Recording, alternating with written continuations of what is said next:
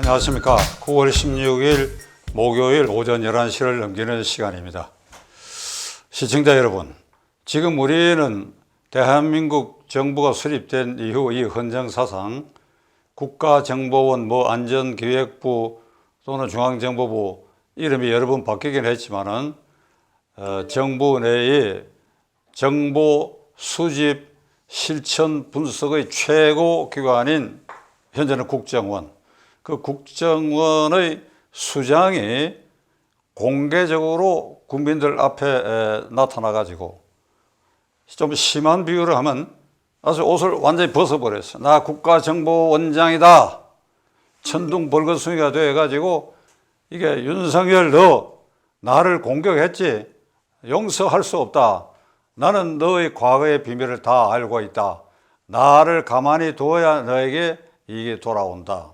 이제 협박성 발언까지 서슴지 않는 사태가 오늘 오전 현재까지 이루어진 일입니다. 이게 누구에 의해서? 문재인 대통령이 임명한 박지원 국정원장 그 장본인이 역사상 없던 이런 모습을 보이고 있습니다. 누구는 이거를 국정원장이 결출을 신청했다고 보는 것입니다. 자, 덤벼들어라. 너 이런 약점이 있지? 잠자고 있는 호랑이의 발등을 밟아? 콧등을 간지러? 너 용서할 수 없다. 이 사건의 발단은 9월 2일 뉴스버스라고 하는 유튜브 방송에서 조성은이라고 하는 33살 먹은 4.15 총선거 당시에 국민의힘당, 그때 이름은 미래통합당의 공동선대위 부위원장을 맡았던 사람. 이 사람이 윤석열 검찰총장이 그 당시에 야당으로 하여금 정권의 유력 인사에 대한 공직선거법 또는 명예훼손 등의 사건을 고발을 하도록 휘하에 지시를 했다. 휘하에 말하자면 교사를 했다. 이걸 고발 사주라는 말을 쓰는데 어제 말씀드린 것처럼 법률 용어로 따진다면 굳이 따진다면 교사라는 말이 정확하고 요거는 교사 정도에 이르지 않고 검찰총장이 아는 직계부하에게 이렇게 한번 해봐라 이렇게 했다는 겁니다. 그런데 검찰총장이 그렇게 했다는 구체적 스모킹건 구체적 증거가 전혀 없는데도 이제 9월 2일 날 이 뉴스버스에서 이 문제를 제기하니까 온 세상이 시끄럽게 됐는데 그 뒤에 이제 점점 밝혀지기 시작했어요. 그 8월 11일 날 국가정보원장 박지원 씨하고 이 조성은이라는 여자가 이게 5시간 동안 면담을 했다. 그러니까 뭘 얘기하느냐 하니까 그 뒤에 공중파에 나와가지고 우리 원장님하고 제가 예정했던 날짜는 9월 2일이 아니었는데 뉴스버스가 그냥 서둘러 치고 나갔다. 우리 원장님하고 제가 예정했던 날짜가 아니었는데 그러니까 이게 협의했다는 걸 인정한 꼴이니까 그 다음 방송에 나와서 왜 그런 말을 했냐 하니까 얼떨결에 그랬다. 시청자 여러분, 이 모든 진실은 얼떨결에 자백이 되는 경우입니다. 얼떨결에 어리둥절하고 얼떨결에 그 진심이 드러나는 경우입니다.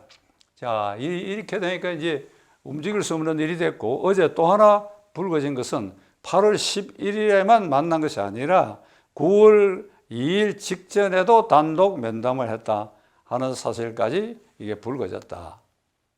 그래서 윤석열 후보 측은 박지원 국정원장과 조성은이라는 여자를 공수처에 고발을 했고 그 일주일 전에는 민간단체가 윤석열 후보 등을 고발을 했는데 이 공수처가 아주 기민하게 움직였어요. 그래서 그 관련자 김웅 의원 사무실도 이렇게 압수수색을 하고 이런 일을 이제 아주 신속하게 벌이고 있는데 그 기자들이 공수처 대변인에게 이걸 이렇게 신속히 하고 그 다음에 압수수색 절차도 문제가 있다고 당사자가 항변하는데 왜 이렇게 서두르냐 이랬더니 공수처 대변인 아마 언론인 출신인 것 같은데 이렇게 대답을 했어요. 우리는 이 사건이 유죄냐 무죄냐 지금 그것을 가리는 것이 아니다. 여론이 압수수색부터 하라고 하니까 하는 것이다. 시청자 여러분, 이게 현재 공수처의 주소입니다. 그러면 윤석열 후보 측에서 박지원, 조성은 고발한 게 이제 나흘째 됐으니까 오늘 좀 압수수색하고 박지원, 조성은의 핸드폰도 압수하고 포렌식으로 뜯어보고 해야지요. 전혀 그런 분위기를 느낄 수 없습니다. 지금 해외 토픽, 이제 미국을 비롯한 유럽의 서방 언론의 해외 토픽에는 대한민국 정보기관의 수장이 공개적으로 이름을 내놓고 대통령 선거 국민에 접어들은 이 중요한 시기에 야권의 유력한 후보를 공격하기 시작했다. 이게 협박성 발언을 서슴지 않고 있다. 이래가지고 대한민국의 국격을 떨어뜨리는 걸 말할 두고 대한민국 정보기관의 신뢰도 실추시켰어요. 그러니까 이런 마당에 미국, 일본, 영국 등 우리 우호 국가의 정보기관 사이에 특히 대북 정보 관계 해가지고 서로 주고받고 하는 일이 이게 원활하게 이루어질 수 있느냐. 지난 주일에 북한이 탄도미사일 발사한 걸 우리 국가기관 아무도 모르고 있었어. 그 점에 있어서는 국방부라든지 그걸 당연히 청와대 안보실이라든지 이런 데서 이걸 추적해갖고 조사할 책임이 있고 무엇보다도 국가정보원이 이런 걸 1차적으로 책임을 져야 되지요. 이런 건 뒷전이고 서울 시내 고급 호텔에 고급 식당에서 뭐 국가정보원장이 알쏭달쏭한 이 여자를 만나가 이런 일에 발을 디디고 거기에 대해서 무슨 조언을 한 흔적이 있다. 이게 국가정보원을 박지원 원장 시대에 이르러 가지고 이걸 난장판으로 만들어 놨어요. 국민의 혐오기관, 국제적으로 신뢰를 위한 망신기관으로 이걸 현재 전락시키고 있는데, 자, 그렇다면 제가 어제도 말씀드렸지요. 이거 누구 책임입니까?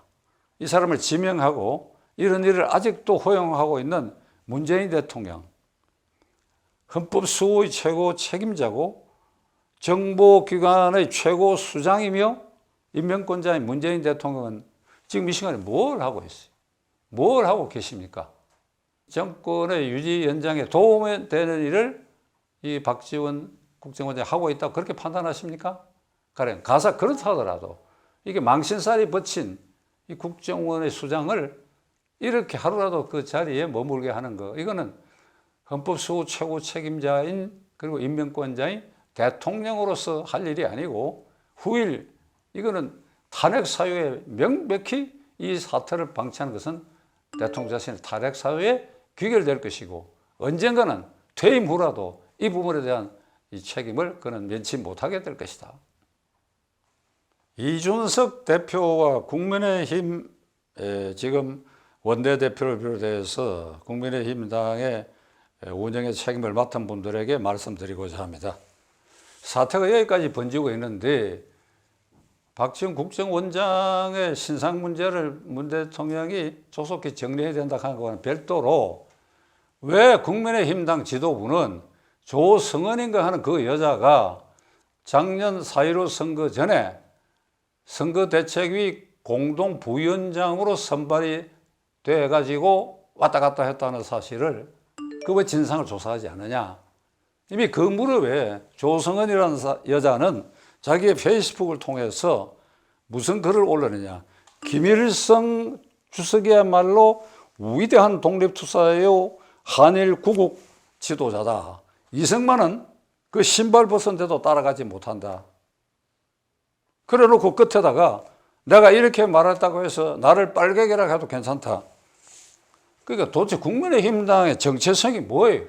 제가 듣기로는 이 여자를 추천해 그 자리에 앉힌 게 지금 부산시장이 된 박영준이가 그랬다고 하는데 이준석 대표 이 진상조사를 하고 아직도 당적을 갖고 있다면 이 당적을 정리하는 강력한 조치를 취해야지요.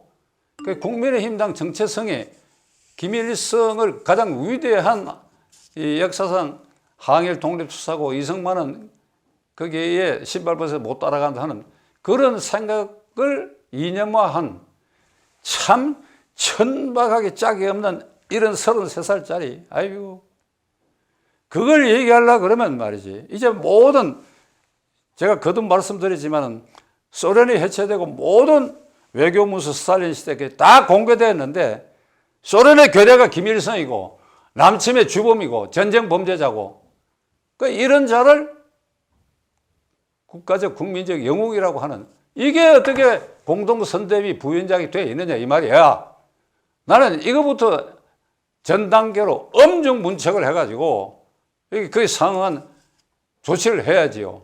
그리고 그 뒤에 박지원하고 관계 이런 걸 보면 말이지 이거 도저히 이게 국민의힘당에 무슨 앙심을 품고 이런 일을 하는지 이게 지금 명백해졌지 않느냐 이 말이야. 제가 이 방송에 오는 사이에 저 서울과 지방에서 제 동창들 전화 3통을 받았습니다. 그 대부분이 이게 박지원, 조성은이가 벌리고 있는 이 일을 생각하면 이 밥맛이 떨어진다는 겁니다. 저는 아침에 밥을 잘 먹었는데 그 말 듣고 나니까 저도 이게 먹었던 게 도로 토해지는 그런 느낌을 갖는데 아마 시청자 여러분들께서도 그런 생각을 가지실 것입니다. 이 나라를 난장판으로 만들고 법치주의를 훼손하고 그런 가운데 대통령 선거를 이제 이 170일 앞으로 다가왔습니다. 그러니까 조성은 그리고 배후에 박지원이가 벌리고 있는 이 일 때문에 이게 국민의힘당 내부에서도 이 유력 경선 후보들끼리 이게 갈등을 일으키는 사태까지 만들어 놔가지고 이게 일석이조, 일석삼조의 효과를 조성은과 배후의 박지원이 이렇게 이루어냈다 생각하면 이게 참담한 일이 참담한 일이야. 그러나 어쩝니까? 여러분과 저 헌법상 제1기관인 국민들이 우리가 이게 절대 이걸 용납해서는 안 됩니다. 어떻게 용납해서 안 되냐? 우리 각자가 단단히 결심해야 돼요. 앞으로 과문광장도 있고 틈새도 있고 민심을 폭발시키는데 내가 뭘 기여해야 하는지 단단히 마음 먹길 바랍니다. 특히 지난번에 말씀드린 것처럼 이 체제 아래서 국무총리, 장관, 국회의원 그 다음에 유력한 국책기관의 장을 지낸 분들 나서기가 거북하면 주변이라도 설득하시기 바랍니다. 젊은이를 설득하시기 바랍니다. 이 일에도 선우가 잃고 누가 나쁜 일을 하고 있다 하는 걸 여러분들이 앞장서서 설득해 주시기 바랍니다. 그런 노력이 집합돼야 정권 탈환이 될 거 아닙니까? 끝까지 시청해 주셔서 감사합니다.